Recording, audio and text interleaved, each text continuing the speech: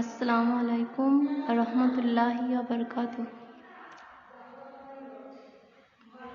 তোমরা কেমন আছো? আশা করি সবাই ভালো আছো, তাই তো? দেখো, নতুন বছর শুরু হয়ে গেল। তোমরা তো ক্লাস 10, তাই তো? ক্লাস 10-এ উঠে গেছো। তো তোমাদেরকে প্রথম থেকেই কেয়ার নিয়ে পড়াশোনা করতে হবে, তাই তো?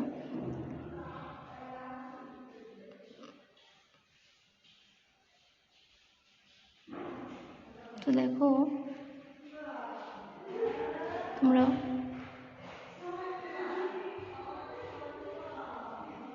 হিস্ট্রিতে প্রথমেই যে চ্যাপ্টারটা পড়বে সেটা হচ্ছে ইতিহাসের ধারণা, ঠিক আছে? তো এই ইতিহাসের ধারণায় প্রথমেই তোমাদেরকে আগে জানতে হবে যে ইতিহাস কী, তাই তো? তো দেখো, বোর্ডের দিকে তাকাও, দেখতে পাবে আমি ওখানে লিখেছি ইতিহাস। ইতিহাস শব্দটি এসছে ইতিহ নামক সংস্কৃত শব্দ থেকে। কি বললাম বলো তো? যে ইতিহাস শব্দটি এসছে ইতিহ নামক সংস্কৃত শব্দ থেকে। এই যে ইতিহ, এই সংস্কৃত শব্দটির দুটি অর্থ আছে, একটা হচ্ছে মৌলিক আর একটা হচ্ছে ব্যুৎপত্তিগত, ঠিক আছে? তো মৌলিক অর্থে আমরা কি বুঝি না, অতীতে যা কিছু ঘটেছে তার ঐতিহ্য হতে। আর ব্যুৎপত্তিগত অর্থ হলো যা বরাবর চলে এসেছে, এইরকম কোনো প্রচলিত কাহিনী বা কোনো ঘটনা, ঠিক আছে? তাহলে কি বললাম যে ইতিহাস, এটা ইতিহ নামক সংস্কৃত শব্দ থেকে এসছে, তাই তো? আর এই ইতিহ শব্দটির দুটি অর্থ আছে, একটা মৌলিক আর একটা হচ্ছে ব্যুৎপত্তিগত, ঠিক আছে? তো মৌলিক অর্থে কি বোঝাচ্ছে না, অতীতে যা কিছু ঘটেছে তার ঐতিহ্য হতে। আর ব্যুৎপত্তিগতর অর্থ হচ্ছে যা বরাবর চলে এসেছে, এরকম কোনো প্রচলিত কাহিনী বা কোনো ঘটনা। তার মানে এটা হলো ইতিহ। তাহলে ইতিহাস যেহেতু, তাহলে ইতিহ আর আস তো ইতিহাস, ঠিক আছে? তাহলে আস শব্দের অর্থ কি না, আস শব্দের অর্থ হলো যার মধ্যে পাওয়া যায়। কি বললাম? আস শব্দের অর্থ হচ্ছে যার মধ্যে পাওয়া যায়। তাহলে এখান থেকে আমরা ইতিহাস কথার অর্থ কি বুঝবো না, এখান থেকে আমরা বুঝবো যে অতীতের গুরুত্বপূর্ণ বা ঐতিহ্যপূর্ণ কাহিনী যার মধ্যে লিপিবদ্ধ আছে, সেটাই হচ্ছে ইতিহাস, ঠিক আছে? বুঝতে পারলে? আবার দেখো, আবার ইংরেজিতে আমরা কি বলি ইতিহাসকে? হিস্টোরি, তাই তো? তো সেই হিস্টোরি শব্দটি এসছে দুটি শব্দ, দেখো, একটা হচ্ছে হিস্টোর আর একটা হচ্ছে হিস্টোরিয়া, ঠিক আছে? স্টোর হচ্ছে ল্যাটিন শব্দ আর হিস্টোরিয়া হচ্ছে গ্রিক শব্দ, ঠিক আছে? এই যে স্টোর, স্টোর কথাটির অর্থ হচ্ছে জ্ঞান, আর হিস্টোরিয়া কথাটির অর্থ হলো সত্যকে অনুসন্ধান করা, ঠিক আছে? তাহলে এখানে আমরা ইতিহাস কি বলবো না, এখানে আমরা বলবো যে ইতিহাস হলো অতীতের কাহিনী থেকে সত্যকে অনুসন্ধান করা, ঠিক আছে? তো এরকমভাবে বিভিন্ন ঐতিহাসিক ও সমাজবিজ্ঞানীরা ইতিহাসের নানা সংজ্ঞা দিয়েছেন, তার ইতিহাস সম্পর্কে নানা মতামত ব্যাখ্যা করেছেন। ঠিক আছে, আরও অনেক ঐতিহাসিক আছে, যেমন ফ্রান্সিস বেকন, তিনি বলছেন ইতিহাস হচ্ছে এমন এক বিষয় যা মানুষকে জ্ঞানী করে তোলে। আবার যেমন জে.বি. বিউরি, তিনি বলছেন ইতিহাস হলো বিজ্ঞানও নয়, মানে বিজ্ঞান কমও নয় আবার বেশিও নয়। ঠিক আছে, আবার দেখো আমরা যদি রবীন্দ্রনাথ ঠাকুরের ভাষায় বলি, তাহলে রবীন্দ্রনাথ ঠাকুর কি বলছেন, যে তিনি বলছেন যে ইতিহাস হলো একটি, এবং তা হলো মানুষের ইতিহাস। তার মানে আমরা দেখতে পাচ্ছি বিভিন্নজন বিভিন্নভাবে ব্যাখ্যা করছেন, তাই তো। দেখো সব দিক দিয়ে বিচার বিশ্লেষণ করে, অর্থাৎ সব ইতিহাসবিদদের মতামতের উপর ভিত্তি করে আমরা কি বলতে পারি, দেখো আমরা বলতে পারি যে ইতিহাস হলো স্থান ও কালের পরিপ্রেক্ষিতে সমাজবদ্ধ মানব প্রকৃতির বৈজ্ঞানিক প্রণালী সম্বদ্ধ বিশ্লেষণই হচ্ছে ইতিহাস। কি বললাম, যে স্থান ও কালের পরিপ্রেক্ষিতে সমাজবদ্ধ যে মানব প্রকৃতি, সমাজবদ্ধ যে মানব প্রকৃতি, কি বললাম, যে স্থান ও কালের পরিপ্রেক্ষিতে সমাজবদ্ধ মানব প্রগতির বৈজ্ঞানিক প্রণালী সম্বন্ধ যে বিশ্লেষণ, সেটাই হচ্ছে ইতিহাস, তাই তো।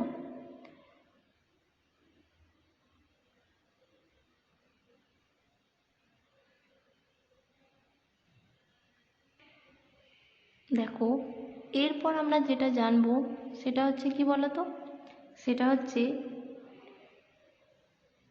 হিস্টোরিওগ্রাফি, মানে যেটাকে আমরা বলি ইতিহাস চর্চা।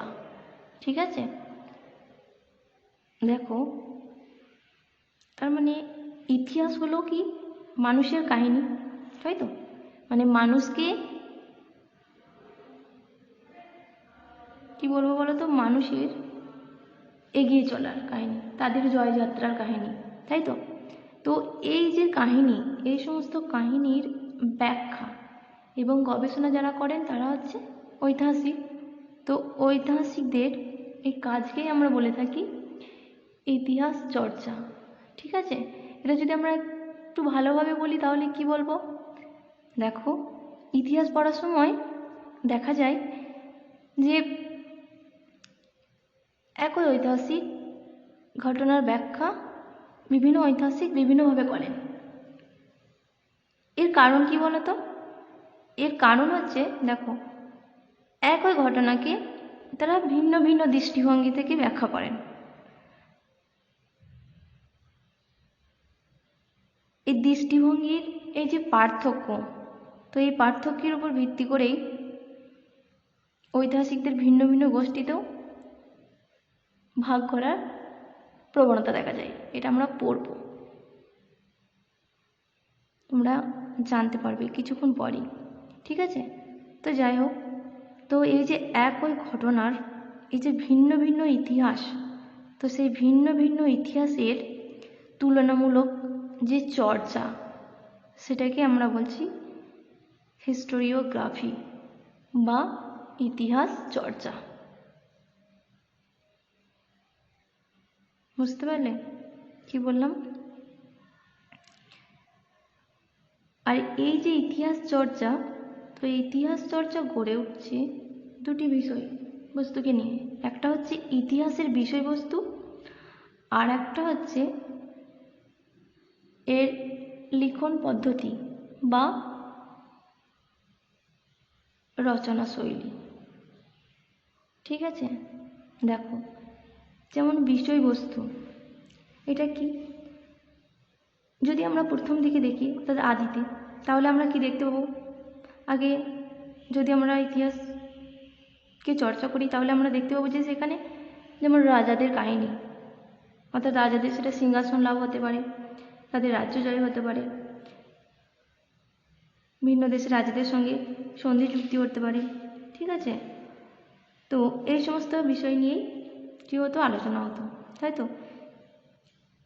কিন্তু সময়ের সঙ্গে সঙ্গে ইতিহাসের ক্ষেত্রে কী ঘটছে, পরিবর্তন ঘটছে, যার ফলে আমরা দেখতে পাই যে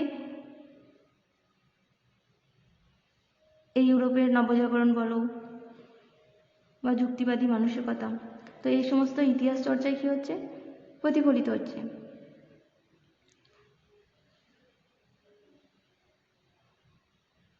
যার ফলে ইতিহাস চিন্তা ও বিষয়বস্তুর ক্ষেত্রে নতুন দৃষ্টিভঙ্গির উন্মেষ ঘটছে, তাই তো। এবং সেখানে আমরা সাধারণ মানুষের কথা, তাদের সমাজের কথা, সভ্যতা সংস্কৃতির কথা কেউ আমরা সেখানে ইতিহাসের বিষয়বস্তু হিসাবে দেখতে পাচ্ছি, তাই তো।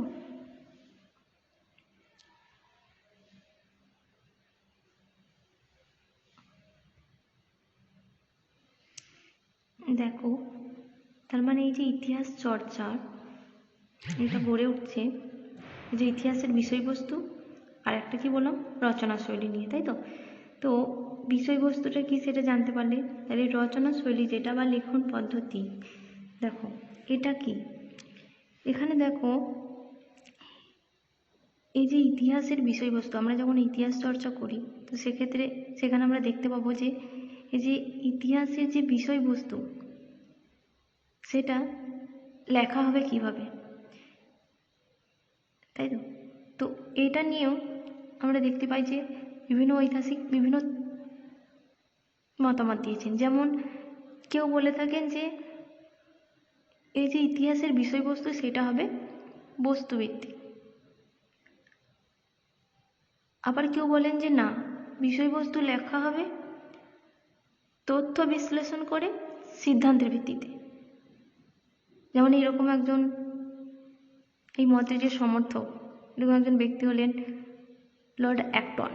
তিনি বলছেন যে তথ্য বিশ্লেষণ না করে ইতিহাস লেখার কোনো মূল্যই নেই।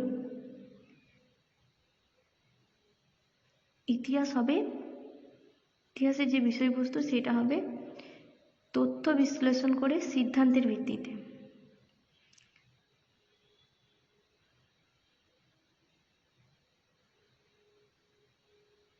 ঠিক আছে,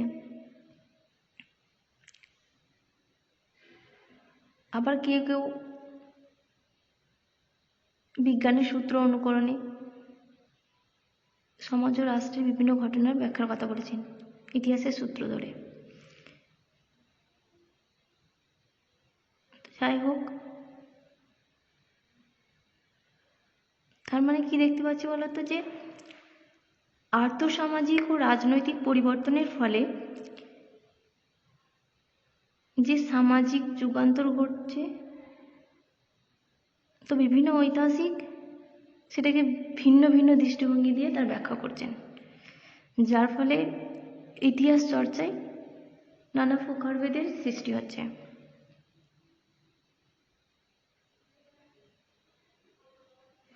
বুঝতে পারলে? এরপরে আমরা যেটা জানবো, এখান থেকে চলে আসবে যে এই ইতিহাস চর্চার বিভিন্ন ভাগগুলো কি কি। ঠিক আছে,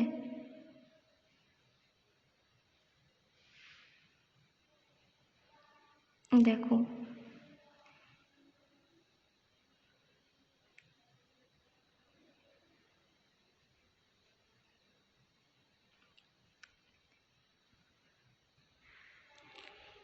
দেখো একটু আগেই আমি বললাম যে ইতিহাস পড়ার সময় আমরা দেখে থাকি যে একই ঐতিহাসিক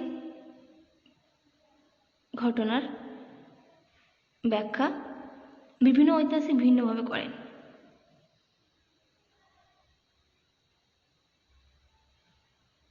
কারণ তারা একই ঘটনাকে ভিন্ন ভিন্ন দৃষ্টিভঙ্গিতে দেখেন।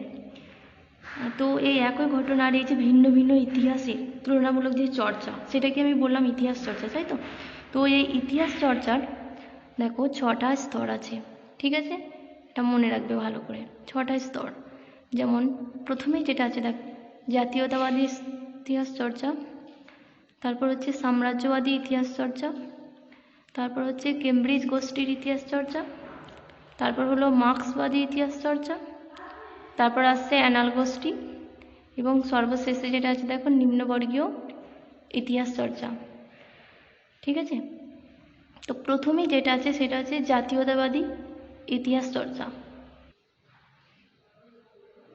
দেখো, নিজ দেশ ও দেশবাসীর স্বার্থে যে ইতিহাসটা লেখা হচ্ছে সেটা হচ্ছে জাতীয়তাবাদী ইতিহাস।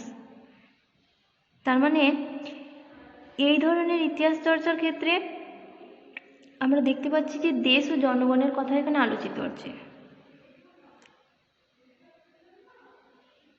তার মানে এই ধরনের ইতিহাস চর্চায় দেশ ও জনগণের যে স্বার্থ সেইটাই কিন্তু প্রধান হয়ে উঠছে,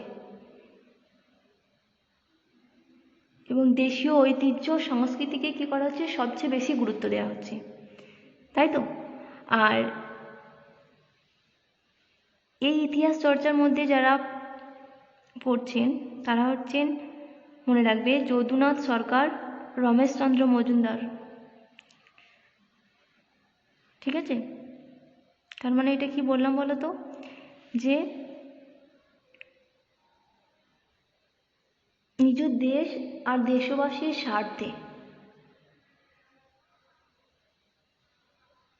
যে ইতিহাস লেখা হচ্ছে সেটা হচ্ছে জাতীয়তাবাদী ইতিহাস। তার মানে এখানে আমরা দেখতে পাচ্ছি যে এই ইতিহাস চর্চায় দেশ ও জনগণের যে স্বার্থ সেটাই প্রধান হয়ে উঠছে, এবং দেশীয় ঐতিহ্য সংস্কৃতিকে সবচেয়ে বেশি গুরুত্ব দেওয়া হচ্ছে, তাই না।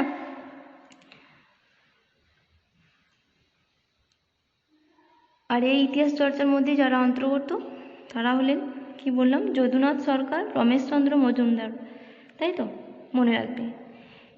এই প্রসঙ্গে এখানে মনে রাখবে, এরকম কোশ্চেন হয় যে কোন জাতীয়তাবাদী ঐতিহাসিক চেক জাতির ইতিহাস রচনায় খ্যাতি লাভ করেছেন, তাহলে বলবে ফ্রান্টিশেক পালাকি, যিনি এই বলকান অঞ্চলে চেক জাতির ইতিহাস রচনা করে খ্যাতি লাভ করেছেন, ঠিক আছে। এরপরে যেটা আছে দেখো, সেটা হচ্ছে সাম্রাজ্যবাদী ইতিহাস চর্চা। এই সাম্রাজ্যবাদী ইতিহাস চর্চা হচ্ছে এই জাতীয়তাবাদী ইতিহাস চর্চার বিপরীত ধারা। এই সাম্রাজ্যবাদী ইতিহাস চর্চার ক্ষেত্রে আমরা কি দেখতে পাই না, এখানে আমরা দেখতে পাই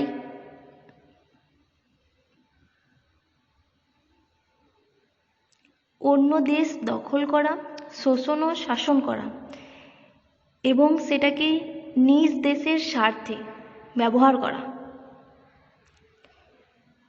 এই ধরনের প্রবণতা দেখা যায় যে ইতিহাস চর্চায়, সেটা আমরা বলছি সাম্রাজ্যবাদী ইতিহাস চর্চা।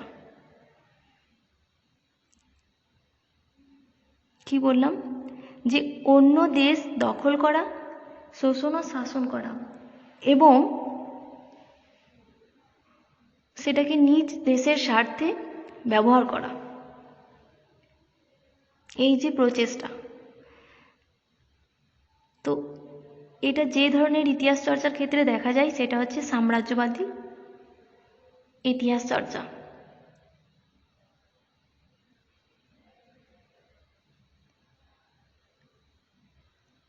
আর এই ইতিহাস চর্চার মধ্যে যারা অন্তর্গত ছিলেন তারা হচ্ছেন যেমন James Mill, William Hunter, Vincent Smith, ঠিক আছে। এরা হচ্ছে সাম্রাজ্যবাদী ইতিহাস চর্চার অন্তর্গত ঐতিহাসিক। তোমাদেরকে এগুলো ভালো করে পড়তে হবে। যেমন ইতিহাস চর্চা, জাতীয়তাবাদী ইতিহাস চর্চা বলতে কী বোঝো, জাতীয়তাবাদী ইতিহাস চর্চার অন্তর্গত কয়েকজন ঐতিহাসিকের নাম লেখো। তারপর সাম্রাজ্যবাদী ইতিহাস চর্চা বলতে কী বোঝো, সাম্রাজ্যবাদী ইতিহাস চর্চার কয়েকজন ঐতিহাসিকের নাম লেখো। এরকম কোশ্চেন হতেই পারে, বুঝতে পারলে।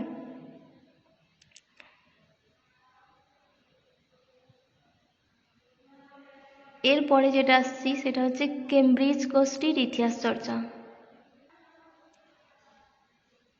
দেখো, এই কেমব্রিজ গোষ্ঠীর ইতিহাস চর্চা কি? এই কেমব্রিজ হচ্ছে ইংল্যান্ডের একটি বিখ্যাত বিশ্ববিদ্যালয়।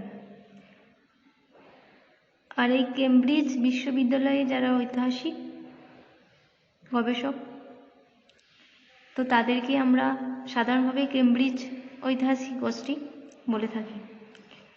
ঠিক আছে, আর এই গোষ্ঠীর মধ্যে যারা অন্তর্ভুক্ত হলেন তারা হচ্ছেন, মনে রাখবে, Gordon Johnson, Anil seal, Francis Robinson. ঠিক আছে,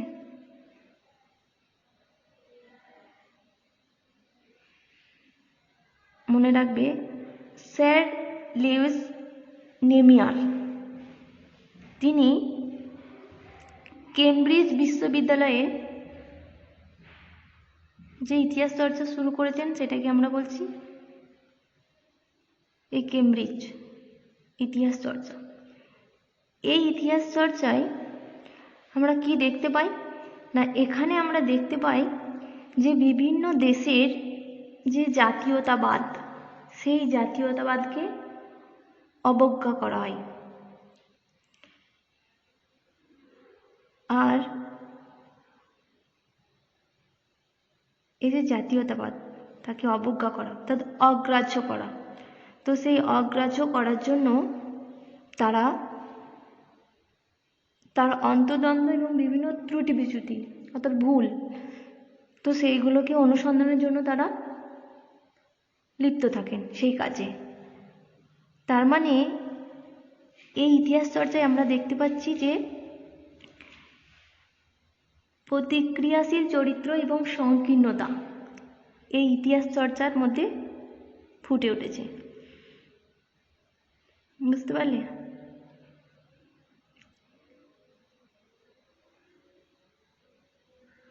এখানেও তোমাদেরকে মনে রাখতে হবে যে কেমব্রিজ গোষ্ঠীর ইতিহাস চর্চার অন্তর্গত কয়েকজন ঐতিহাসিকের নাম। ঠিক আছে, আর এই কেমব্রিজ গোষ্ঠীর ইতিহাস চর্চার মূল উদ্দেশ্য কী ছিল এটা।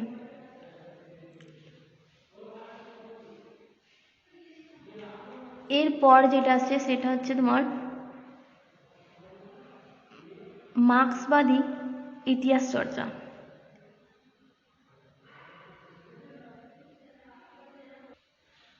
দেখো, মার্ক্সবাদী যে ইতিহাস চর্চা, এখানে আমরা দেখতে পাচ্ছি যে অর্থনৈতিক দৃষ্টিকোণ থেকে ইতিহাসের ব্যাখ্যা করা হচ্ছে।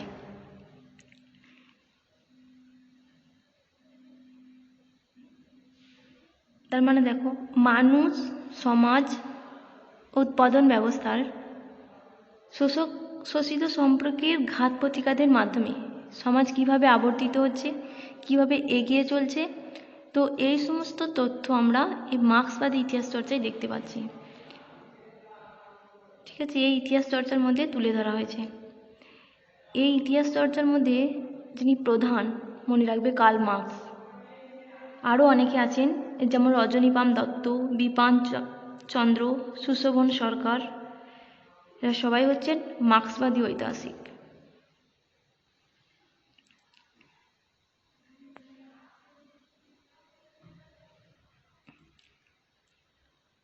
দেখো,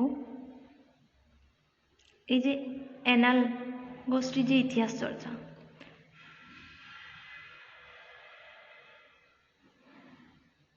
ফ্রান্সের মার্ক ব্লক আর লুসিয়ান ফেভার, এনারা 1928 খ্রিস্টাব্দে একটা পত্রিকা প্রকাশ করেন, যে পত্রিকাটার নাম হচ্ছে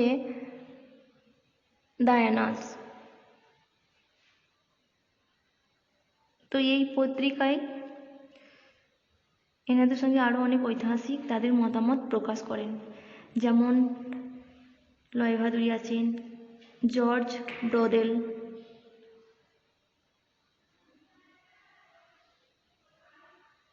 তো এই যে ইতিহাস চর্চা, এই ইতিহাস চর্চাটাকে বলা হচ্ছে অ্যানাল গোষ্ঠীর ইতিহাস চর্চা। আর এই ইতিহাস চর্চার সবাই মার্ক্সবাদে বিশ্বাসী ছিলেন, কিন্তু মার্ক্সবাদের ইতিহাস চর্চার সঙ্গে ইতিহাস চর্চার পার্থক্য ছিল। সেটা কি না, এই অ্যানাল গোষ্ঠীর ইতিহাস চর্চায় আর্থিক বিষয়কে অধিক গুরুত্ব প্রদান করা হয়নি। আর্থিক বিষয়টার পরিবর্তে সমাজ সংস্কৃতিকে বেশি গুরুত্ব দিয়েছে। সমাজ সংস্কৃতি বলতে আমরা কি বুঝছি না, দেখো এখানে সামাজিক জীবরূপে মানুষের যে সামাজিক অবস্থান, তার আচার আচরণ, সভ্যতা, সংস্কৃতি, খাদ্যাভ্যাস, এই সমস্ত বিষয়গুলিকে ইতিহাসে গুরুত্ব দেওয়া হয়েছে এই অ্যানাল গোষ্ঠীর ইতিহাস চর্চায়। বুঝতে পারলে কি বললাম?